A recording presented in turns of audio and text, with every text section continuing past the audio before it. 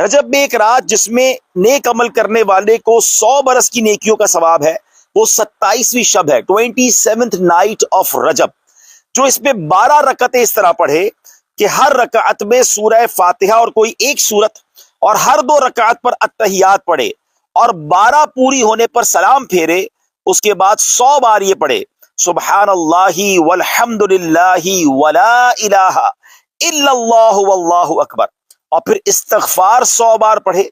درود شریف 100 بار پڑھے، اور دنیا اور آخرت میں سے جس چیز کی چاہے وہ دعا مانگے، صبح روزہ رکھے تو اللہ پاک اس کی سب دعائیں قبول فرمائے گا سوائے اس دعا کے جو گناہ کے لیے ہو۔ تو 27th نائٹ 12 رکعت نفل پڑھنی ہے،